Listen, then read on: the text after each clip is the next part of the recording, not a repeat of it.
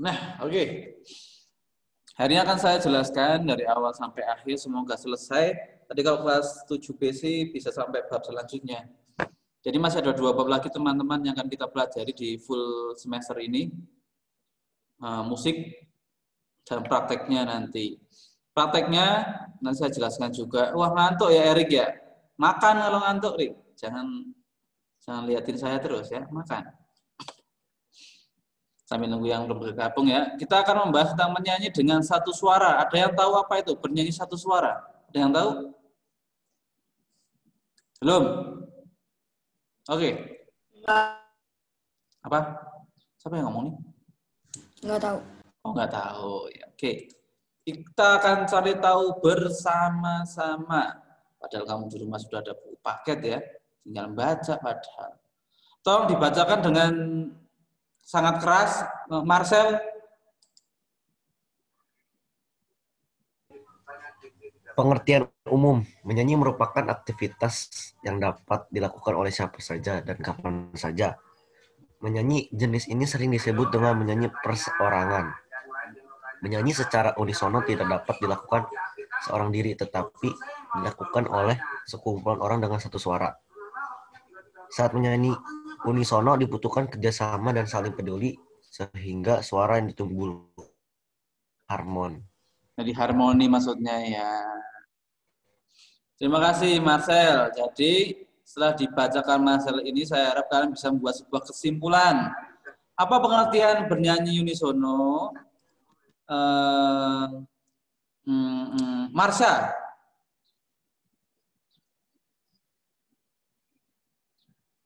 Apa Marsha? Bernyanyi unisono itu apa sih sebenarnya? Mana nih, masa diem aja? Masa? Where are you, Marsha? Marsha? Wah, nggak dijawab ini. Andrew? Apa itu bernyanyi unisono?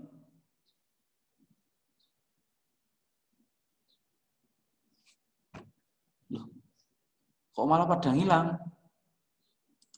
Marsha tadi? Dengar suara saya, Marsha?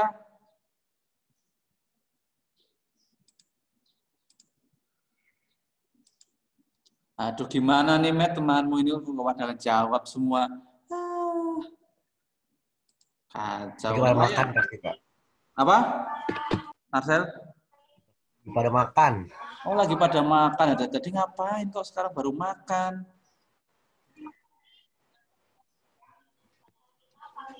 Dibacain lagi Marcel yang keras. Biar temannya bisa jelasin. Aduh, yaudah. Pengertian umum, menyanyi merupakan aktivitas yang dapat dilakukan oleh siapa saja dan kapan saja. Menyanyi jenis ini sering disebut dengan menyanyi perseorangan. Menyanyi secara unisono tidak dapat dilakukan seorang diri, tetapi dilakukan oleh sekumpulan orang dengan satu suara. Saat menyanyi unisono dibutuhkan kerjasama dan saling peduli, sehingga suara yang ditimbulkan menjadi harmoni. Harmoni. Ya, bagus. Saya tanyain ke Chelsea. Ada Chelsea? Tak ada, Pak. Apa itu pengertian unisono jadinya setelah dibacakan Marcel itu?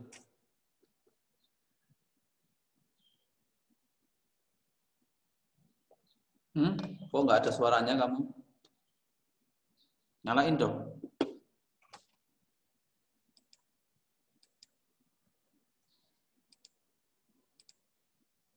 Chelsea?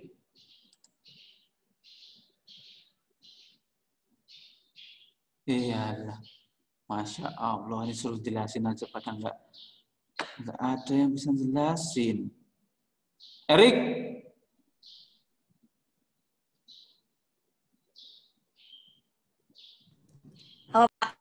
Apa pengertian unisono?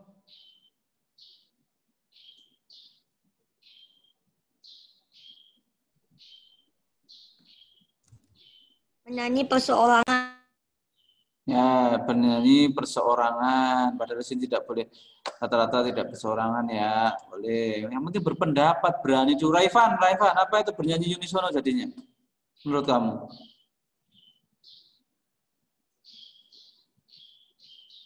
Nyalain dong mic-nya.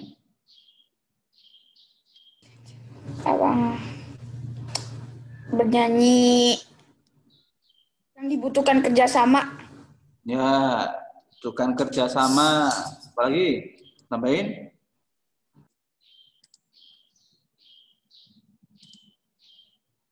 Nggak ada. Ping, Ping. Ping, ada nggak di situ, Ping, Ping? Gak ada katanya Pak, dia ini. Oh ada. Ada. Ping, apa itu pengertian bernyanyi unisono, Ping? Iya Pak. Apa itu bernyanyi unisono?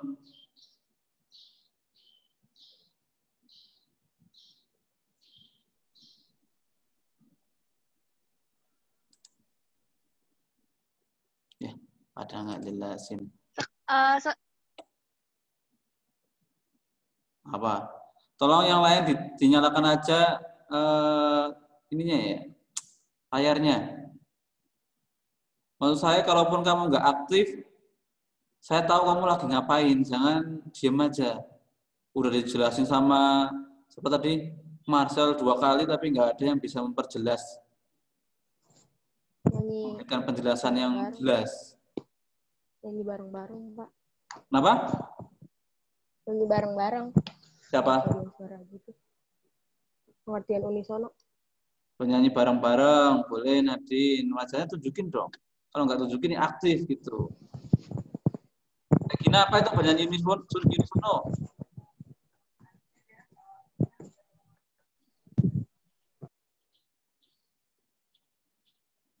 Regina? Ya, Apa itu bernyanyi unisono? nyanyi bareng-barengan. Nyanyi bareng-barengan, oke. Lintang, apa itu bernyanyi unisono? Ya Pak, Ya, apa? bernyanyi bersama-sama kan? Nyanyi bersama-sama. Ada poin penting yang belum terucap oleh kalian ini di sini. Apalagi selain bersama-sama. Ada poin penting di sini apa? Siapa yang bisa menambahkan kata-kata yang paling penting? Satu nada. Ya, satu nada, betul sekali. Siapa tadi yang ngomong? Edgar. Edgar, Pak. Bagus, Edgar. Oh ya, jangan sampai lupa, saya lupa nih. Jadi yang kalian aktif itu saya tanyain, sebelum saya tanya bisa jawab kayak Edgar itu pasti ada nilainya lebih. Jadi nanti kalau di nilai akhir itu misalnya Edgar kok harusnya remet tapi nggak remet karena dia aktif. Itu ya. Jadi ada nilai lebihnya ketika aktif seperti ini. Jadi jangan diam aja. Aktiflah, coba aktif ya. Jadi setelah mendengarkan pengertian dari kalian, lalu saya satukan ada bernyanyi unisono, ada bernyanyi secara bersama-sama, namun tetap menggunakan hanya satu nada. Lalu kalau kur di gereja itu termasuk unisono atau tidak?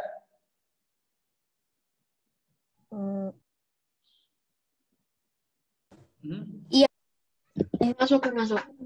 Ya. Termasuk. Ya, di gereja Katolik loh ya. Termasuk. Bukan di gereja Kristen agak beda soalnya. Kalau Kristen kan sering ada band-bandannya tuh. Di gereja Katolik kalau orang kur itu apakah unisono atau tidak? Dia menggunakan satu suara saja atau tidak?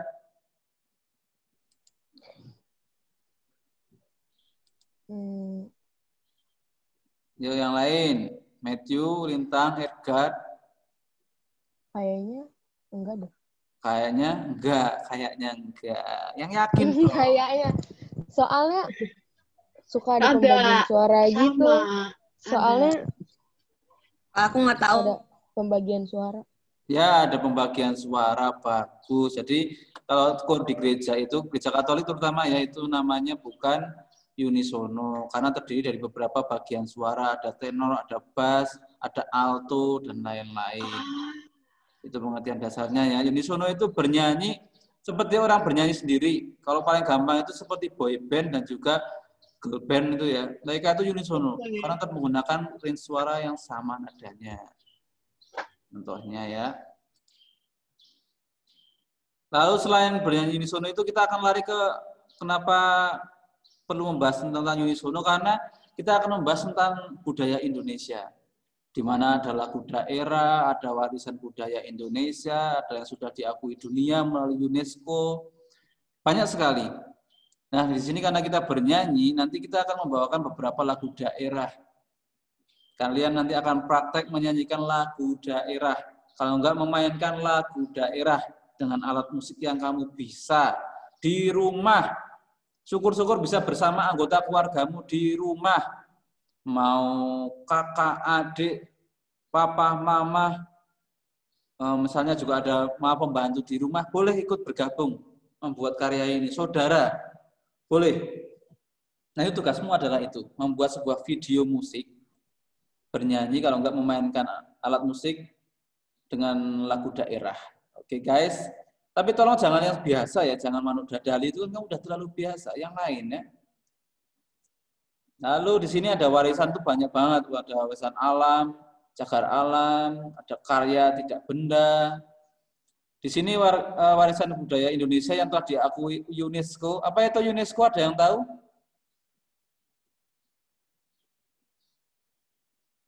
Ada yang tahu? Apa itu UNESCO? Apa ya, kayak organisasi kebudayaan? Ya, organisasi kebudayaan. Apalagi? Kalau nggak ada, sudah Matthew sudah menjawab, memang betul. Ini organisasi kebudayaan yang mengakui sebuah kebudayaan sebuah negara agar lebih diakui di dunia. Jadi misalnya kayak dulu awal-awal itu ada namanya sengketa batik antara Malaysia dan juga Indonesia. Itu kalau negara kita tidak punya data yang kuat, misalnya ada bukti-bukti bahwa memang dari Indonesia, Malaysia bisa mengklaim itu punya mereka. Lalu juga waktu itu ada martabak Bangka diakuin punya Malaysia juga. Kalau mereka punya datanya, kalau martabaknya pasti punya. Tapi kalau datanya belum tentu. Terus ada kuda lumping yang diakuin Malaysia. Lalu ada beberapa reok juga diakui Malaysia karena kita satu rumpun ya. Nggak bisa, memang mereka punya hak untuk apa ya, mengambil alih. Tapi Odading. Odading. Iya, iya benar-benar. Odading. Odading juga ya. Iya. Oh. Iya. Odading pun diakuin Malaysia. Masya Allah. Odading. Nanti lama-lama beras juga diakuin Malaysia ya. Oh, nice. Nice. Nanti Beras beras. seluruh dunia. Ya, nanti KFC juga diakuin dunia, diakuin Malaysia juga, repot. KFC, terus ada makanan-makanan gitu, jadinya malah nggak karuan.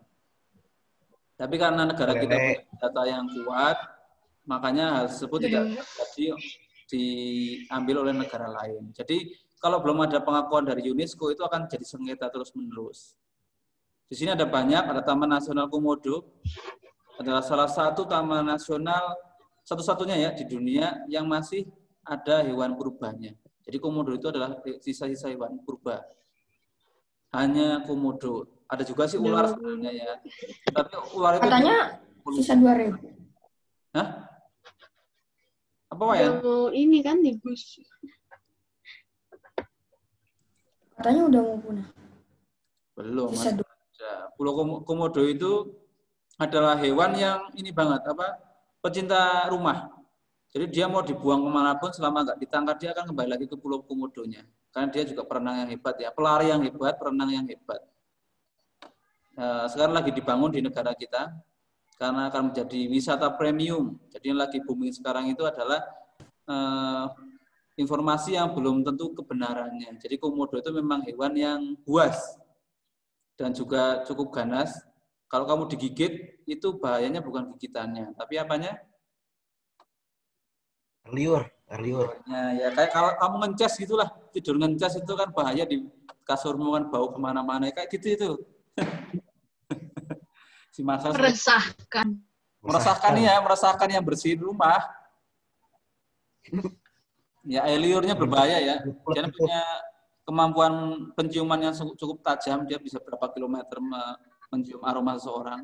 Misalnya Marcel pernah ke Pulau Komodo, lalu dia di Karawang ternyata mengeluarkan liur Marcel. Lalu nanti komodonya akan datang ke sini.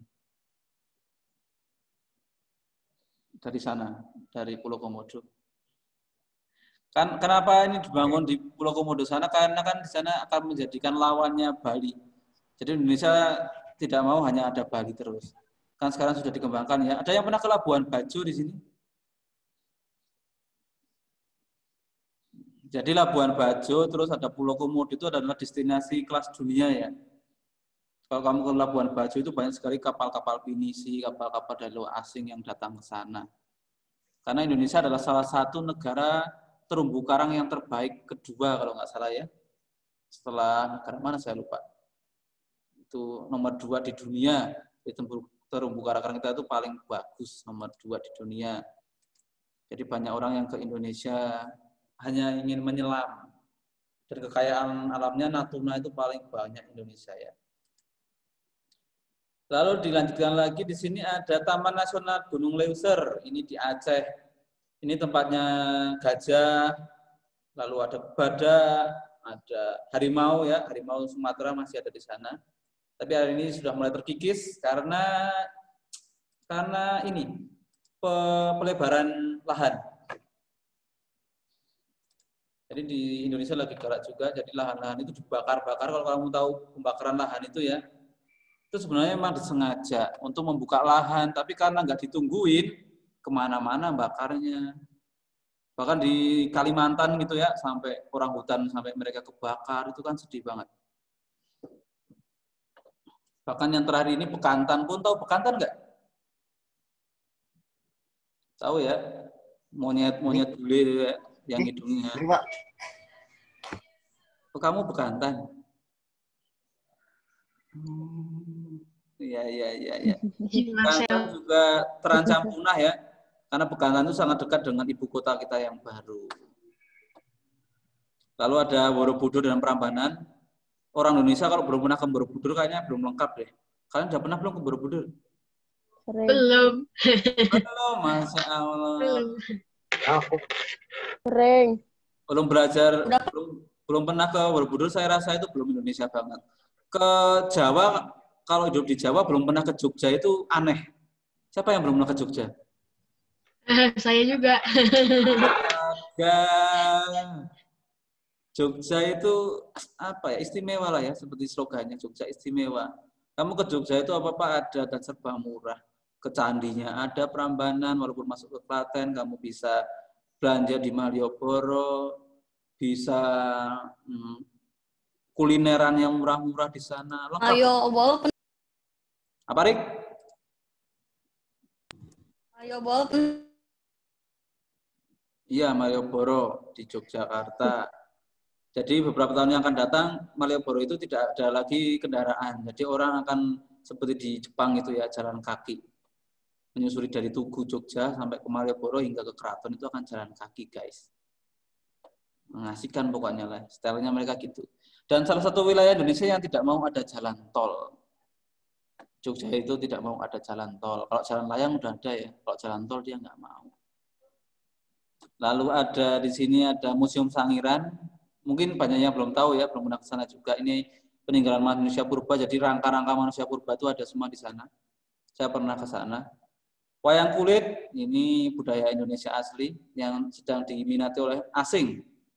Jadi orang-orang Rusia, Amerika, lalu Belgia, Prancis itu datang ke Indonesia hanya pengen belajar tentang wayang dan gamelan.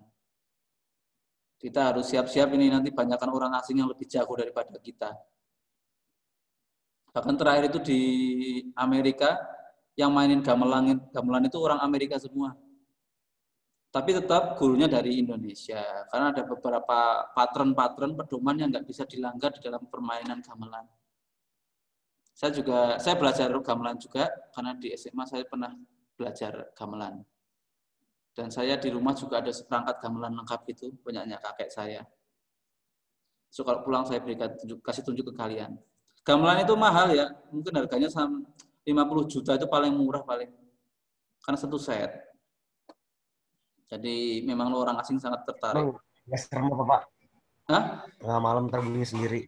Tengah malam bunyi sendiri ntar. Ya, itu bagi yang alat musiknya itu sudah lama ya, peninggalan kakek leluhur. Karena kan dia terbuat dari kuningan. Lempeng yang tidak gampang korosi. Jadi dia seakan-akan tuh leluhurnya ada yang tinggal di dalamnya. Bahkan di Di SD saya sekarang, SD saya di kampung sana itu ada gongnya yang kalau malam bunyi sendiri lah. Lalu ada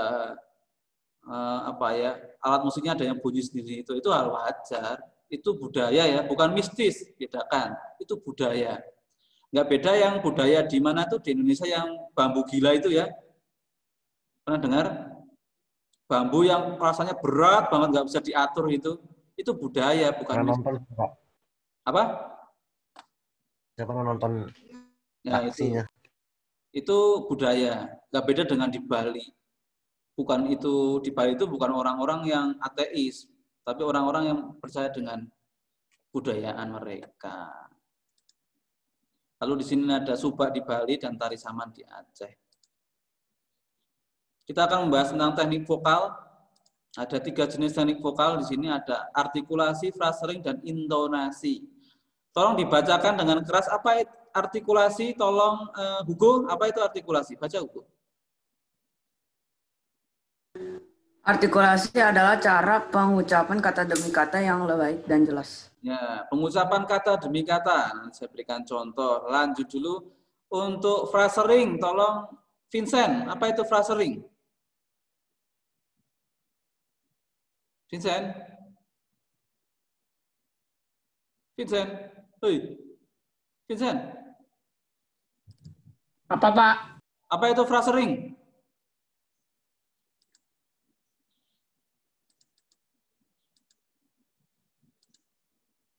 Aturan pemenggalan kalimat yang baik dan benar sehingga mudah dimengerti dan sesuai dengan kaidah-kaidah yang berlaku.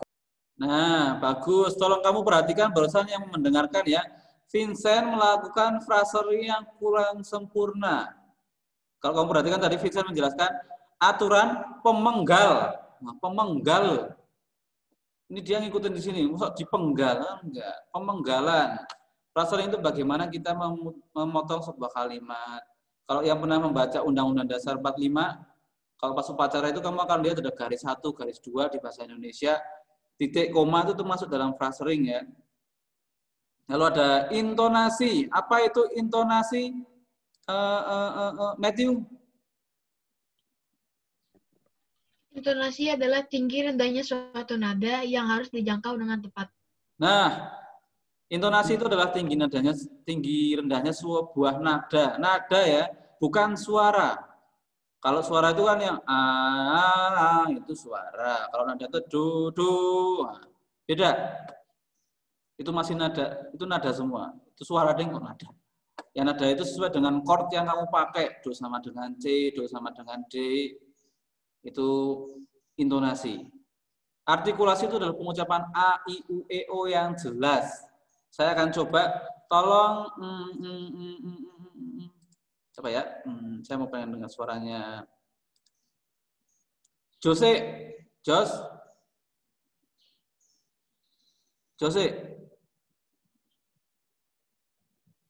Iya, Mister. Coba kamu ucapkan A, I, U, E, O. A, I, U, E, O. I, U, E, O. Itu kurang tepat. A, I, U, E, O. Lagi. A, I, U, E, O. E-nya ya, matian ya. Lumayan lah ya. Coba yang lain kalau Ugo tadi sudah kelihatan. Saya yakin Ugo kalau ngomong artikulasinya pasti jelas. Coba Ugo A, I, U, E, O-nya saya mau dengar. A, I, U, E, O. O-nya lemes. Tapi dari pengucapannya dia sudah mulai ini ya, puber ya. Suaranya sudah cowoknya kelihatan dewasa. Sudah mulai ke situ. Saya mau dengar Angelin. Angelin. Ya, Pak. Coba A, I, U, E, O. A, I, U, E, O. Jangan cepet-cepet kayak saya. A, I, U, E, O. A, I, U, E, O. A, E, O, A, E, O, A, O. Oh ya, terima kasih. Lumayan lah ya. Saya lanjutkan lagi. Lalu di sini ada teknik pernafasan ada 3 jenis. Saya yakin kalian sudah pernah dengar semua. Apa saja? Siapa yang tahu 3 jenis pernafasan? Silakan. Pernafasan dada, pernafasan perut, pernafasan diafragma. Nah, itu dari SD saya sudah pernah diajarin ya. 3 jenis pernafasan, di mana pernafasan dada itu adalah kebanyakan digunakan untuk nada-nada rendah, tapi kita akan cepat lelah karena semua ditaruh di paru-paru. Jadi nada rendahnya akan lebih dapat. Kayak itu. Lalu ada kedua itu pernafasan perut. Ini kalau orang tuamu lagi marah-marah, kamu lagi bersama orang terus kamu marah-marah, biasanya pakai pernafasan perut. Karena akan lebih lantang dan keras. Apa? Nah, misalnya gitu ya. Itu pernafasan dada nih saya Mas ya. Apa? Nah, itu biasanya itu marah. Apa? Kok bisa? Pernafasan perut. Jadi ada penekanan di bagian perut. Ini akan terasa lelah, capek biasanya. Lalu ada pernafasan diafragma. Saya kurang bisa memahami ketika pemakaian pernafasan ini. Tapi kalau saya yang lakukan adalah ketika saya nyanyi dengan versi saya sendiri bahwa itu adalah pernafasan diafragma menurut saya. Kalau kita sedang melakukan cover lagu, biasanya itu pernafasannya hidung, kalau enggak tenggorokan di sini ya. Tapi kalau kamu punya lagu sendiri terus kamu bawakan dengan versi kamu, itu menurut saya pernafasan diafragma. Karena sudah menggunakan suaramu sendiri. Nah, ini kamu nanti akan coba untuk latihan bernyanyi vokal.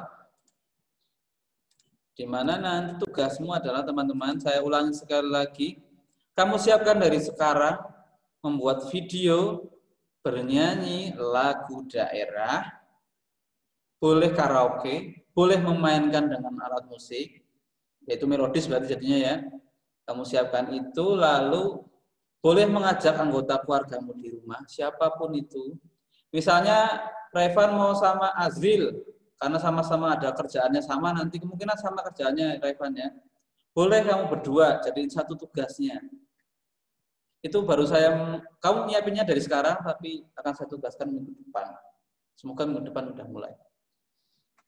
Itu tugasmu teman-teman, untuk 2 bab.